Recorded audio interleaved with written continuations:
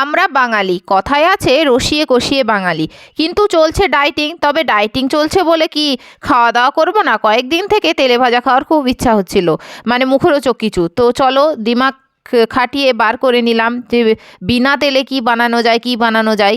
এইভাবে ভেবে ভেবে সিদ্ধান্ত নিলাম ফিশ টিকিয়া করা যাক। তো ও তা আবার তেল ছাড়া, অল্প অল্প সরষের তেল দিয়ে দিলাম।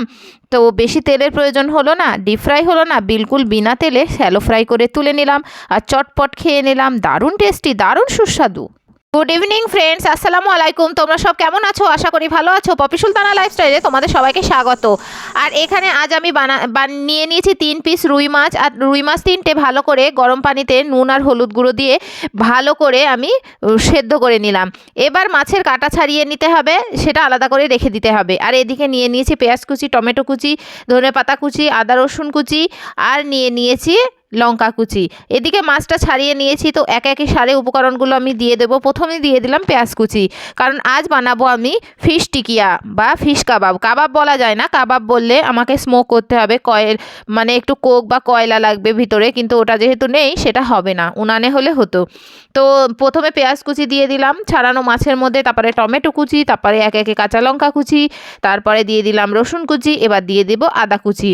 তারপরে এই উপকরণগুলো মেশানোর পর এবার একটু মশলা দিয়ে দেব। মশলা বলতে দুটো মশলারই প্রয়োজন, একটু নুন পরিমাণ মতো আর একটু হলুদ গুঁড়ো। উল্টোপাল্টা কিচ্ছু দেব না, যেহেতু আমি এটা ডায়েটিংয়ের টিকিয়া বানাচ্ছি, তো উল্টোপাল্টা কিচ্ছু দেওয়ার দরকার নেই। তারপরে ওটাকে ভালো করে মিক্সড করে নিয়ে ওপর থেকে আমি একটু 2-3 চামচ মতো রাগি আটা ছড়িয়ে দেবো। রাগি আটা এমনই আটা, এটা মাল্টিগ্রেন আটা, এটা ওয়েট লসের সময় তুমি খেতেই পারো, কোনো সমস্যা নেই। 3 চামচ মতো দিয়ে দিলাম বেসনের জায়গায়, বেসন কোনো ইউজ করার দরকার নেই। তারপরে উপর থেকে পাতা কুচি ছড়িয়ে আবার এটাকে ভালোভাবে মিক্স করে নিলাম। তারপরে বড়ার আকারে গোল গোল করে আমি শেপ করে নেব, গোল চওড়া যে যেরকম করবে। যেহেতু আমি ননস্টিকের তাওয়া এটা শ্যালো ফ্রাই করব, মানে বিনা তেলে, ধরতে গেলে কয়েক ফোঁটা তেল দেব, সর্ষের তেল, তাই আমি এটাকে চ্যাপটা চ্যাপটা করে নেব যাতে তাপটা দুই দিকেই লাগে। তো ভালোভাবে আমি গোল করে নিচ্ছি, তারপরে ওটাকে ভালো করে হাতের সাহায্যে, হাতে তালুর সাহায্যে চেপে চেপে ওটাকে চ্যাপটা করে নিচ্ছি। একে একে সারে বড়াগুলো আমি টিকিয়াগুলো বানিয়ে নেব। দেখো, এদিকে আমি ননস্টিকের তাওয়া দিয়ে দিয়েছি গ্যাসের উপরে। তাওয়াটার উপরে কয়েক ফোঁটা সর্ষের তেল দিয়ে আমি ভালো করে চারিপাশটায় লাগিয়ে নিচ্ছি। তো এবার আমি হালকা একটু গরম হয়ে গেলে একে একে টিকিয়াগুলো তাওয়ার উপরে দিয়ে দেব। তো এটা হালকা আছে, ভালোভাবে আস্তে আস্তে করে তোমাকে পাকাতে হবে জিনিসটা। তো ধরপড় করে করলে কিন্তু হবে না। তো একে একে আমি বড়াগুলো দিয়ে দিচ্ছি। দেখো, প্রথমে আমি 4টে দিয়ে দিলাম। তো খানিকক্ষণ পরে এটাকে উল্টে পাল্টে নিতে হবে। আর যেগুলো হয়ে গেছে সেগুলো আমি একটু হয়ে যায়নি ঠিক, মানে আধা আধা হয়েছে, তো সেগুলো আমি সাইডের দিকে দিয়ে দিলাম যাতে কম তাপ লাগে।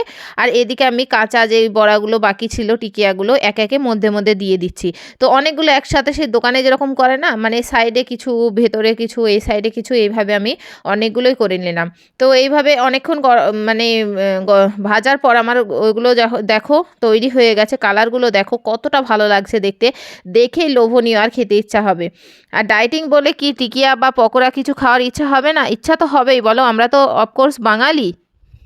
ফিশ টিকিয়া খাওয়ার জন্য আমি বানাবো গ্রিন চাটনি, ঘরেই বানাবো, কারণ এখন আমি বাইরের সস টস খাই না, আর বাইরের সস টস পেটের জন্য ভালোও নয়। তো প্রথমে মিক্সিতে আমি দিয়ে দিলাম ধনেপাতা কুচি, তারপরে দিয়ে দিলাম পেঁয়াজ কুচি, তারপরে দিয়ে দিচ্ছি রসুন, আর মধ্যে একটা লঙ্কা দিয়েছিলাম, বেশি ঝাল করব না। তারপরেই দিয়ে দিলাম আদা কুচি কুচি করে কেটে রাখা, আর টমেটোটা কিন্তু পুড়িয়ে দিতে হবে, তবেই টেস্টটা আসবে। উপর থেকে একটু লেবুর রস দিয়ে দিলাম। আর টমেটো 1-2 তোমরা যে যেরকম পরিমাণ খাবে দিতে পারো, মানে নিজেদের ওপর ওটা। তো আমি 2 দিয়েছিলাম পুড়িয়ে ভালো করে। তারপরে লেবুর রসের পর একটু দিয়ে দিতে হবে নুন, ব্যালেন্সের জন্য চিনি দরকার, কিন্তু আমি চিনিটা দিইনি কালকে, কারণ হচ্ছে চিনি তো আমার এখন খাওয়া নিষেধ, তো চিনি আমি খাচ্ছি না। আর একটুখানি কাসুন্দি দিয়ে দিয়েছিলাম, ওটা দেখানো হয়নি। আর এবার দিয়ে দিচ্ছি একটুখানি সর্ষের তেল। বোতল ভর্তি 2 লিটার তেল ছিল, তো ঢেলতে ঢেলতে না আমার একটু ভয় লাগছিল ঢালতে, তো আমি আস্তে আস্তে ওটাকে ঢেলে দিলাম। বিলকুল অল্প পরিমাণ দিতে হবে, খুব বেশি পরিমাণ দিলে কিন্তু হবে না। তারপরে মিক্সিতে এটা ভালো করে মিক্সড করে নিতে হবে মিহি করে। তো এবার আমি মিক্সিতে মিক্স করে নিলাম। এই দেখো আমার গ্রিন চাটনি রেডি হয়ে গেছে। এবার চাটনিটাকে একটা বাটিতে আমি ঢেলে নেব সার্ভ করার জন্য। আর ওদিকে আমার টিকিয়া হয়ে গেলে তারপরে এটা সার্ভ করব। টিকিয়া রেডি হয়ে গেছে, আর এদিকে ধনেপাতা চাটনিও রেডি হয়ে গেছে, যেটা আমি নিজে বানিয়েছি। তো দেখো এবার আমি প্লেটে সার্ভ করে দিয়েছি। এবার তোমার দাদাভাইকে দেখেছি তোমাদের, তো উনি এসে গেছে, এসে প্রথমে টিকিয়াটাকে ভালো করে ভেঙে নিল, এবার খেয়ে দেখবে আর বলবে কেমন হয়েছে। তো রিভিউটা উনি দেয়, দেখো খেয়ে বলছে দারুণ, জাস্ট বলার ভাষায় নেই, কিছুই বলতে পারছে না। তারপরে আমার বর আমাকে একটু খাইয়ে দিল। তো তোমরা অবশ্যই ট্রাই করে দেখো, তোমাদের আশা করি অবশ্যই ভালো লাগবে। তোমরা সবাই ভালো থেকো।